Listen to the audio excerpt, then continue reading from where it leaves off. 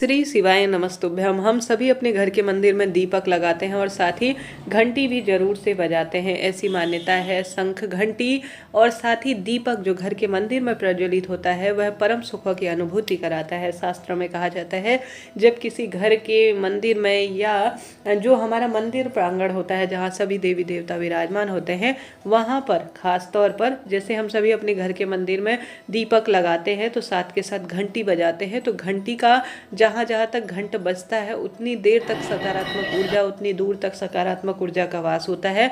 और ऐसी मान्यता है यह सुंदर ध्वनि हमारे मन मस्तिष्क को प्रसन्न करती है और साथ ही हमारे देवताओं को भी प्रसन्न करने का कार्य करती है। परंतु किसी भी मंदिर में गए हैं तो घंटी को हमेशा 2 बार या 3 बार ही बजाना चाहिए। अनावश्यक घंटी को बजाना श्रेष्ठ और शुभ नहीं माना जाता, इस चीज को आप जानते होंगे।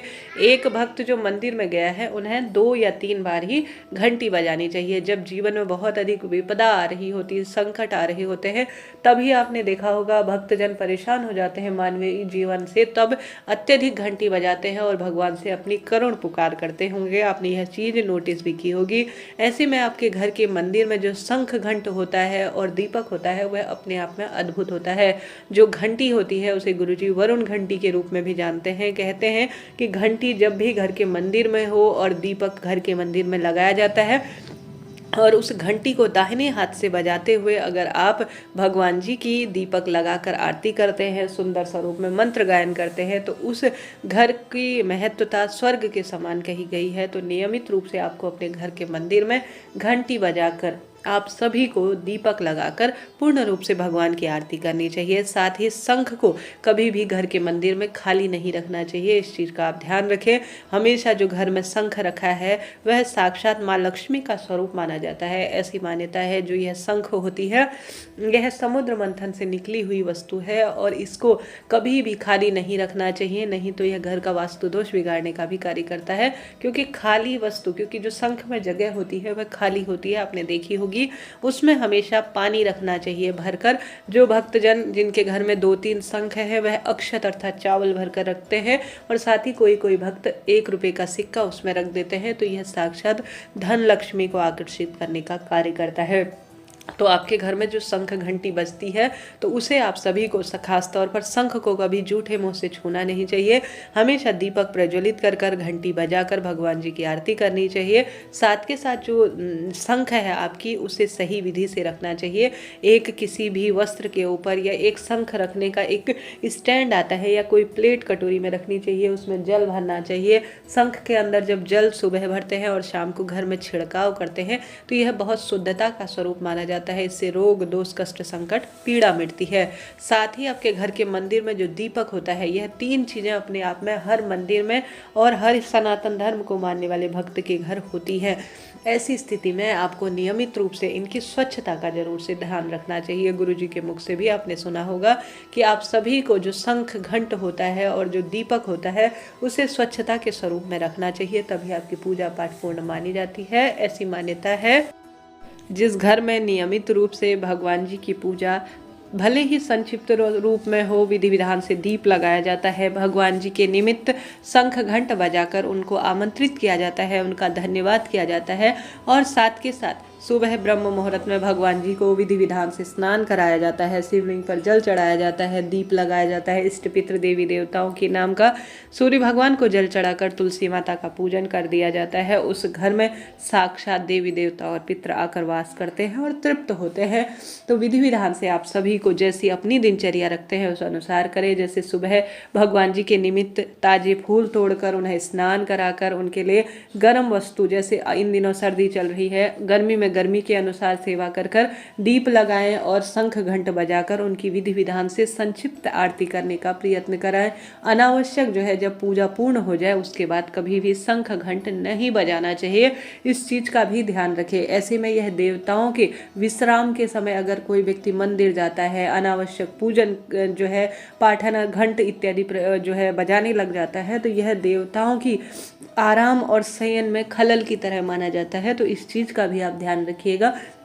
और हमेशा अपनी जो शंखी है, जो घंटी है, उन्हें आप सभी को अच्छी तरह से धोकर हमेशा अपने जो शंख घंटे है, एक बर्तन ऐसा ले लीजिए, कोई तसला हो गया, कोई बड़ी थाली हो गई, हमेशा अपने घर की रसोई में ही इन्हें देना चाहिए। बाथरूम इत्यादि या अन्य स्थानों पर इन्हें ना दो। वॉश बेसिन इत्यादि है तो उसे साफ सुथरा सबसे पहले किसी बर्तन में रखें, या आप नींबू इत्यादि का प्रयोग, पतंजलि का जो कोई ऐसा प्रोडक्ट आता है जो साफ हो, स्वच्छ हो और आजकल कई मिलावट के दौर से बचा रहे, उसी का आपको भगवान जी के जो बर्तन होते हैं, जो शंख घंटी होती है, उन्हें धोने में प्रयोग में लेना चाहिए। साफ सुथरे कपड़े से उन्हें पोंछकर रोज शंख घंट को आपको धोना चाहिए और रोज नियमित रूप से जो दीपक होता है उसे भी धोना चाहिए। कभी भी दीपक अनावश्यक ही उसमें पहले से पड़ी हुई बाती, तेल इत्यादि को साफ कर कर ही पूजा करनी चाहिए, तभी आपका व्रत उपाय सफल होता है। सुबह जो दीपक प्रज्वलित कर रहे हैं उसमें आप सभी को विधि विधान से पूजन करने के बाद शाम को उस बाती को हटाना चाहिए, किसी कपड़े से पोंछना चाहिए, चाहे तो शाम को धो सकते हैं, नहीं तो दीपक को सिर्फ एक समय भी धो लेते हैं तो भी पर्याप्त होता है। और घंटी को भी सिर्फ एक समय ही धोना चाहिए। हर बार जैसे आप अभी पूजा कर रहे हैं शाम को, तो आपको धोने की आवश्यकता नहीं। सुबह आपने बर्तन धोए हैं तो वही पर्याप्त है। सुबह के चढ़े हुए पुष्प को आप हटा लीजिए और उन पुष्पों के स्थान पर आप दूसरे दिन सुबह नए पुष्प तोड़ें और भगवान जी को समर्पित करें। शाम की पूजा में हमेशा सुबह चढ़े हुए पुष्पों को हटा लेना चाहिए। शाम को भगवान जी को आप शयन इत्यादि करा रहे हैं तो जो माथे पर भगवान जी से लड्डू गोपाल इत्यादि रख रखे हैं, तो आप सभी को चंदन, टीका इत्यादि को पोंछ कर ही भगवान जी को स्नान कराकर पूर्ण रूप से सुबह स्नान करा लिया पर्याप्त है। दिन में भोग लगा लिया अपनी इच्छा अनुसार, वह पर्याप्त है। शाम को भोग लगाने के बाद जैसे रात्रि शयन इत्यादि की प्रक्रिया है, उस अनुसार भगवान की दिनचर्या करें। अनावश्यक ही शंख घंट का प्रयोग शुभ नहीं होता। बस सुबह शाम पूजा पाठ में शंख घंट बजाए, धोकर उन्हें साफ सुथरा कर दीपक पूर्ण रूप से साफ सुथरा कर ही आपको प्रयोग में लेना चाहिए। हमेशा आज जो मिट्टी का दीपक है वह एक ही बार प्रयोग में लिया जाता है। तांबे का दीपक हो या किसी भी स्वरूप में मिट्टी का दीपक हो, कई बार आप प्रयोग में ले सकते हैं, परंतु आटे का दीपक सिर्फ एक बार ही प्रयोग में लिया जाता है। इस चीज़ का भी आप ध्यान रखकर ही कोई कार्य करें, तभी आपका जीवन सफल होगा, तभी आपका उपाय सफल माना जाएगा। और साथ के साथ शाम के समय 5 बजे बाद किसी भी पेड़ की पत्ती ना टूटे, किसी भी पेड़ का फल फूल आपको नहीं तोड़ना है, इस बात का भी ध्यान रखना है।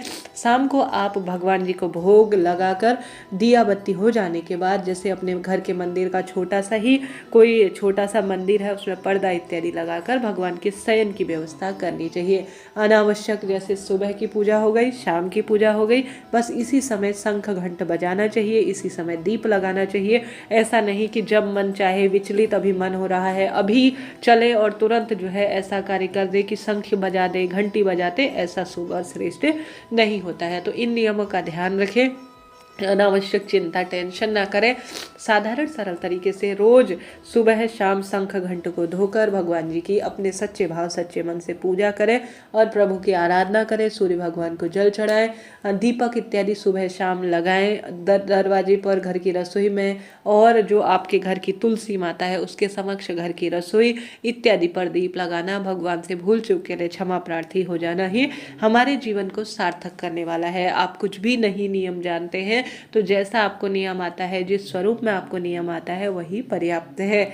आप अनावश्यक परेशान होंगे, मन विचलित रहेगा तो कहीं ना कहीं यह शुभ नहीं है। साधारण सरल तरीके से अपनी दिनचर्या रखें, जो आता है जिस स्वरूप में आता है, तेरा तुझको अर्पण क्या लागे मेरा, इस भावना से आप पूजा करें, फिर देखें कैसा चमत्कार होता है।